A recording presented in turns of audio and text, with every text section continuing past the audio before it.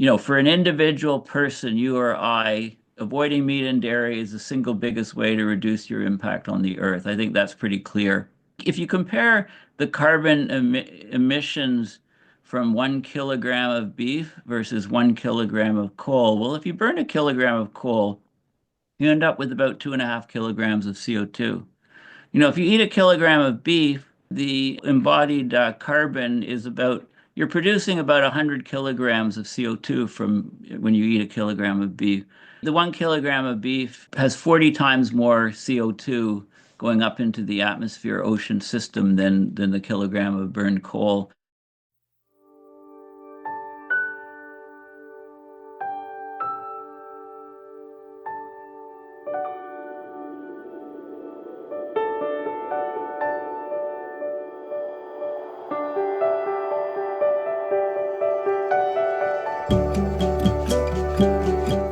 Hello, and welcome to another edition of the Climate Emergency Forum. I'm Herb Simmens. I'm the author of A Climate Vocabulary of the Future, and I'm really happy today to have us focus on something that we all do multiple times a day, sometimes more than we would like to, and that is eat. We've got 8 billion of us, though, and as populations grow and as the climate makes growing food and harvesting food more difficult, the world needs to basically figure out a series of challenges as to how we can continue to eat in a sustainable manner, in a healthy manner, and in a way that minimizes starvation and food insecurity. And so today's program is basically very simply called Food for a Changing World. And I'm happy to introduce our two regulars. Peter Carter first. Dr. Peter Carter is a retired medical doctor from British Columbia. He is the founder of the Climate Emergency Institute. He is an IPCC expert reviewer, and he is a longtime student and practitioner and advocate for the linkage between health and climate. So, Peter, let's start with you. Okay, I don't pretend to be an expert on food generally or agriculture. Unfortunately, my wife Julie is not here, otherwise she'd be able to share because she knows a lot about permaculture. But I can introduce permaculture as probably the best and proven way of producing food, which deals with the many potential problems on the monoculture and chemical intensive nitrogen fertilizer. I really, really like the idea of permaculture. I think it's great. It was started in Australia many, many years ago by Bill Mollison. It's certainly all around the world now, and it works everywhere. On the background of climate change, I think everybody's pretty well aware that there's an instability in food prices right now. All the reports that I get. And that is at least in part due to the increase in extreme weather events that we're getting because of increased greenhouse gases in the atmosphere. There is a very big concern on that. There's no question about it. Food prices right now are stable. We had a problem a couple of years ago, but they're certainly stable now. We, little group here, talked about agro-diversity, and we considered that that was probably something important to look at. I had not looked at that before, but I can share with you a paper that actually says it all. And the finding of this paper is indeed very, very important. It was published in 2021. The title is Global Relationships Between Crop Diversity and Nutritional Stability. And the research team did 184 countries, and it's really, really amazing. There's a positive, steady relationship between crop diversity and nutritional stability. So all around the world, this is sort of intuitive. The more crop diversity you have, the better, more and nutritious food you get. So that's really important, and it's everywhere. It reaches a saturation point on the models, of course, but they pretty well stay together. He said that there was indications over time of nutritional stability over time, but then when the model, I guess, went further into the future, there was diminishing returns on crop diversity. So it didn't work quite as well as we get towards the future. The paper did mention something very important on food, and that is imports. So the amount of food that people get, the nutrition nowadays is very, very important on food import, right? So having said that, I'll give you a bit of background. And background on climate can be defined purely on one metric, and that's atmospheric carbon dioxide. Atmospheric carbon dioxide is definitely tracking very, very close to the very worst case scenario. I've been looking at this as best I can for a couple of years now. But of course, now we have AI.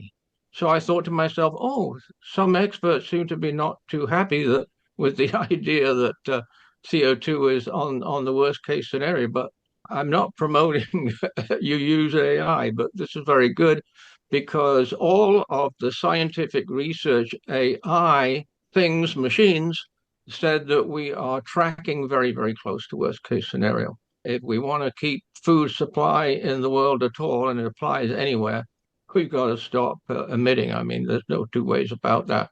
We're in a terrible, terrible situation with regards to that. Okay, thanks, Peter. It strikes me as I'm hearing you speak, so much of what we talk about on this program and others who analyze climate is sort of hidden from view. And part of that is the changes in the prices that we experience when we go to the store, or sometimes even the availability. And we had a previous program not all that long ago on inflation relating to climate.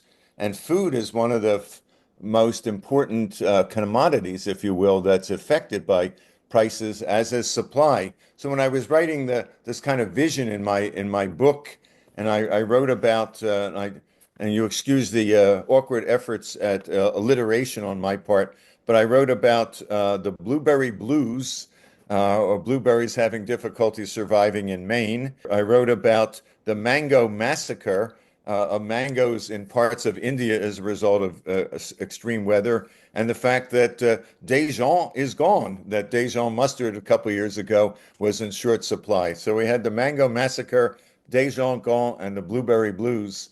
But one could say that about many other commodities that we take for granted, at least those of us in the West and in wealthier countries take for granted. I don't want to be implying that billions of people take mustard for granted or blueberries for granted. They might not see it more than once a year or in their entire lives.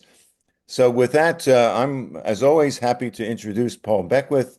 Paul is a climate systems scientist who hails from and lives in Ottawa, Canada, and he is a prolific presenter and preparer of videos on every aspect of the climate crisis on YouTube. And as always, happy to see you, Paul, and the floor is yours. Yes, thanks, Herb, and thank you, Peter. My mother always told me when I was growing up as a young kid, eat your vegetables, eat a wide variety of foods, make sure you have a good mixture of different things. So I think it's pretty intuitive that crop diversity is pretty important for health. The more crop diversity you have, the more foods that you draw from, probably the better health that you have. Because if you're eating something too much of one particular thing, it could be unhealthy for you, right? In small quantities, it's healthy for you. Eat too much, it can be. But it means that if you're eating more, a more smaller selected types of foods, the probability of you missing some key nutrients is higher. So, I know lots of people, the vitamin industry is huge. Lots of people rely on that because they're not sure they're getting everything they need in the foods that they eat. Also, as CO2 increases in the atmosphere, people often say, well, it means that plants grow faster. There's more plants. Well, yes, if plants grow faster, they're still drawing nutrients from the ground. So what it could mean because they're growing faster is that there's a lower density of nutrients in the food that they're eating. So the quality of the food is actually changing. You can think of fish from the natural ocean or freshwater lakes being nutritious. And then when you talk about fish farming, where they're fed things and they may not have all the nutrients, a fish is not a fish is not a fish. I like the idea of blueberry blues and things. I mean, we eat a certain type of food, like, we can talk about eggs. Eggs is a huge thing politically right now. The price of eggs before the election was promised to be reduced, the US election, and now it's higher than ever. Why is that? Because we get huge numbers of the poultry industry, succumbing to certain diseases, meaning when you have these monocultures and less diversity, there's more diseases that can ripple through and take out, the entire food source. Also, what's in an egg? An egg that you're eating now is quite different from an egg that would have been produced a few decades ago. There's a lot more drugs in the environment, a lot more antibiotics. There's plastics, these microplastics that seem to be ubiquitous. They seem to be everywhere. We're ingesting foods that contain these microplastics, and they're doing not healthy things to our bodies. People who are experts on wine and connoisseurs on wine, sommeliers, they're saying that the qualities of the wines are changing. People that love their coffees say that the coffee, tastes are changing in food, so they're obviously their nutritional values are changing too. I just wanted to give a couple stats from the our world in data on some type of foods. I mean, we talk about the importance of, for an individual person, you or I, avoiding meat and dairy is the single biggest way to reduce your impact on the earth. I think that's pretty clear. If you compare the carbon emissions from 1 kilogram of beef versus 1 kilogram of coal, well, if you burn a kilogram of coal, you end up with about 2.5 kilograms of CO2. If you eat a kilogram of beef, the embodied carbon is you're producing about 100 kilograms of CO2 from when you eat a kilogram of beef. So 100 kilograms versus 2.5 kilograms. The 1 kilogram of beef has 40 times more CO2 going up into the atmosphere ocean system than the kilogram of burned coal. Some other foods aren't quite as bad, like shrimp's about 10 times, cheese, pork, chicken about 9 times. And also, it's not just the emissions, but it's the water usage. We grow all these grains. You drive in rural areas, you see fields of grains. Only 10% of those grains are used for human consumption. The rest are used for feeding the beef and cattle, etc., to support beef industry, pork, and so on. A quarter pounder hamburger. To produce that quarter pounder hamburger, we're using about 460 gallons of water. That's the amount of water you'd use if you had a shower every single day for 6 weeks. So it's not just the emissions from the actual food, but it's the water consumption, it's the greenhouse gases that come off, it's the effect on the overall planet that's important. So these are some important things to keep in mind. Thanks, Paul. I hope I'm not misinterpreting what you're saying. Are you suggesting that every time we eat a hamburger, we should go without showering for 6 weeks? Well, you could try that, yes, but probably not advisable if unless you're living on your own, right? And you never go out to a coffee shop or in public. So, Thanks for that. The title is Food for a Changing World, and part of it is changing food.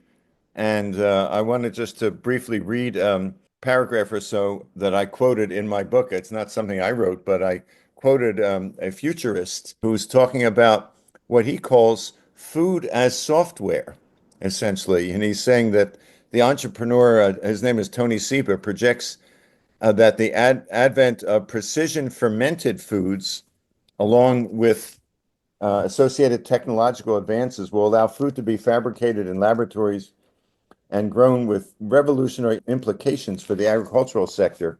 The livestock industry would all but disappear as food would become cheaper, tastier, healthier, and much less environmentally damaging.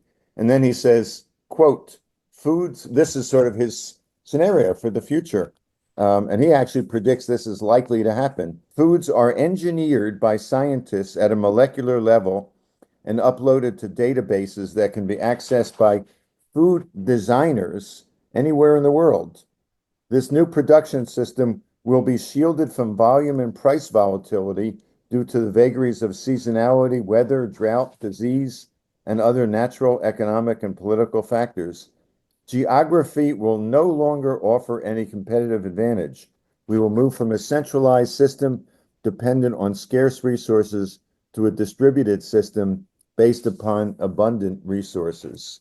So that's one scenario for a changing world that would be brought about presumably by massive technological change, but also the pressures of the climate and the ecological crisis. And I'm sure there are many others that are out there that are being considered by mad scientists and corporations and dreamers and all sorts of folks, as well as day-to-day farmers.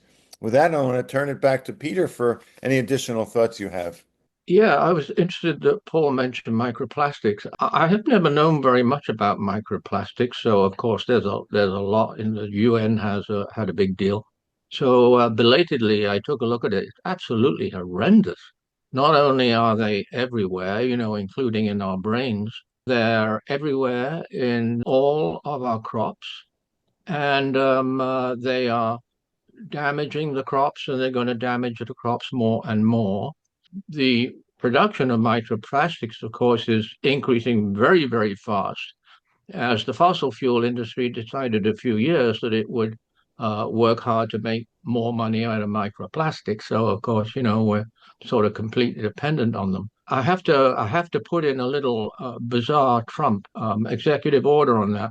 One of his executive orders was to ban paper straws. So I get a little bit, what the heck? Oh, because the straws we used to use are all plastic, right? That just gives you an example about how the Trump administration is sabotaging our present, sabotaging our future. So microplastics, they also contribute, of course, to carbon emissions. So we're looking at a horrendous situation, not just climate disruption and global heating brought about by continuing to burn fossil fuels, but more and more microplastics, which will add and compound the huge rapid increase that we've got already of all three greenhouse gases. Now, I've just mentioned that atmospheric CO2 is tracking the worst case scenario. Our agriculture, our food production does produce all three greenhouse gases. CO2 when you plow up the earth, but there's been a big improvement on that sort of no-till agriculture. And also, of course, deforestation CO2. And then methane is the meat greenhouse gas. So because the IPCC has said, and it's very obvious because of the persistence and accumulation of greenhouse gases, we have to get all our greenhouse gases down to, quote, near zero, right? People may laugh at me for being vegan and saying vegan is very important, but just check those two things. You cannot reduce the huge amount of methane that we're producing by eating meat, and dairy is the same, unless you get down. That means going vegan. There is no alternative, folks. There's just not. So I mentioned that. I've been looking at our world in data. They're absolutely tremendous. So I've looked over the crop production from there, and it actually doesn't look too bad at all.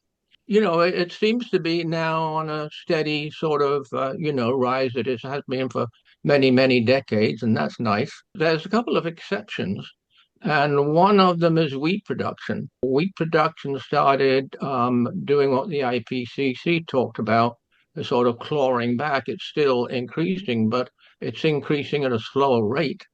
The other one I decided to look at because of Africa and other countries was cassava.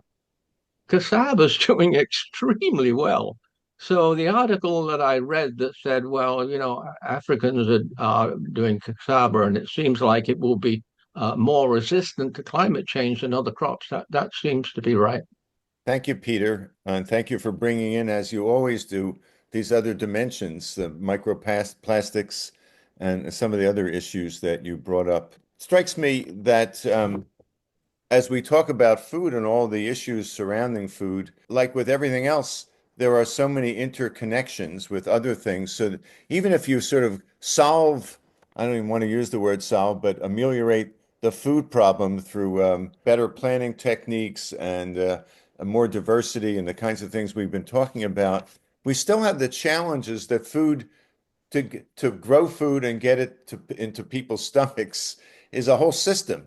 And because climate is disrupting every aspect of every system that humanity revolves around and depends upon. So let's say, for example, and the research from my book, and this was a few years ago, I came across the fact that there was a widespread serious illnesses among agricultural workers in Central America. They were coming down with kidney disease because of the heat and the dehydration that was so severe when they were working. So, in addition to the tragedy for those individuals and their families, you wouldn't have the crops being, collected and marketed and harvested in time. Whenever there's a severe storm, the roads are often out. So even if you harvest your crops, if the road is out, you can't get it to market. Or if there's the local government runs out of money or doesn't have money to patch up the roads, so the trucks wind up being disabled, and on and on and on. When I was looking at this more closely a couple of years ago, I came across people who wrote about something like 50 different factors, of which I've just described three or four, that all connect to and are required to be working well in order for the food system to work or any of our other systems. And that's the challenge of the climate crisis, in my view, that we can't look at one piece, at one spoke, because every spoke is being affected. So we need people with this broad perspective as well as a deeper specialist perspective with that. Also, I guess the last thing I would say is that diet is about as individual and personal as you can imagine. None of us like to be told what to eat or that this is right or this is wrong. And I think many of us, when we go to a dinner at someone's house or go out to eat with friends or so, I sort of always feel sorry for the waiter and the waitress because, somebody says, well, I only eat this with that, but I don't eat this diet unless it contains that diet. And, we all have, unlike the old days when I think most of us grew up of a certain age where, your mother and your father, basically put down a hunk of meat and two vegetables and you could barely digest the vegetables, but you smiled and you ate it and that was it. And today it's a different world. And there's a word, I didn't come up with it, but I think one of the most apt words that may summarize particularly what Peter said about veganism, and that is being a climavore, essentially being aware of the climate impact of all the food that we grow and that we eat, and essentially tailoring what we eat. Obviously, that's not the only dimension to look at, but as a prime dimension. But of course, I'm now reminded that I'd like to go back to Paul, who always has useful and interesting ideas for us. I went on a little bit too long, but I know, Paul, you have been patiently waiting for me to finish, and the floor is now yours. Yes, the climate impact of food is enormous. In fact, about 25% of all greenhouse gas emissions are from the food industry. Of that component, 25%, actually, you can say that animal agriculture alone is 20% of overall greenhouse gas emissions. So it's the biggest chunk of the food component. I said before, avoiding meat and dairy is the single biggest way to reduce your personal impact. But if you're used to meat and dairy, it's very, very difficult to just drop it, to go cold turkey on it. So there's a couple of terms I'd like to suggest that Herb put in his next edition of Climate Vocabulary. And one of the terms is flexitarian, and another term could be reducitarian, the idea of just, reduce it. So instead of having meatless Mondays and eating meat the rest of the week, we should change it to meat Mondays. And that's Mondays you eat your meat, the rest of the week you eat no meat, right? So so that would be a better way to go. I talked about, of course, with the meat industry, there's tremendous impacts on the actual, we have to have more and more of the animals that we're getting the meat from.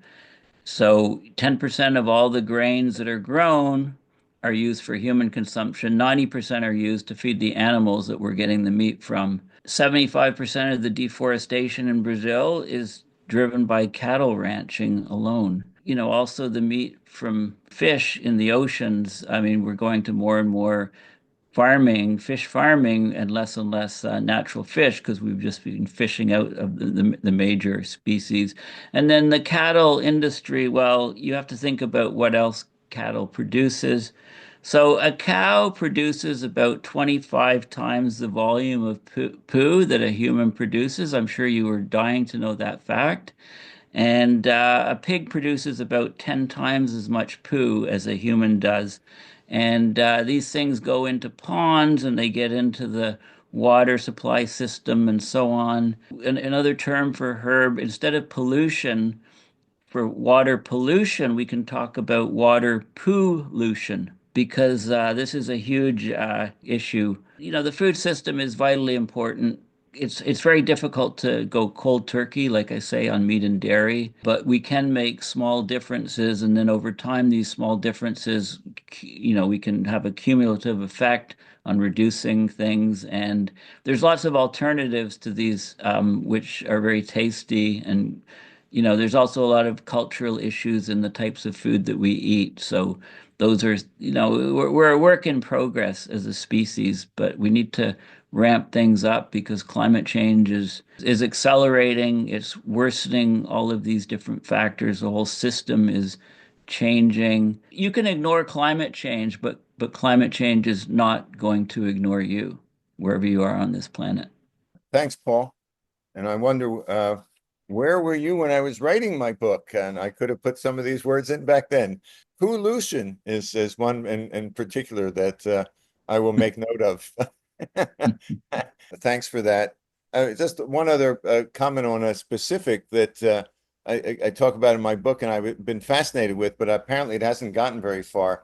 The idea that cows, you've reminded me of it, Paul, because when you talked about pollution, and that is the enormous amount of methane that is emitted at both ends of the cow, both at the rear and at the front of the cow and the cow's face, and that it plays a significant portion in increasing methane loads in the atmosphere. It's an extraordinarily high amount, and they've been experimenting for well over a decade on coming up with new kinds of feeds with kelp and seaweed and other things like that, that at least in laboratory and in small scale experiments have reduced methane emissions from cattle by as much as 50% or more.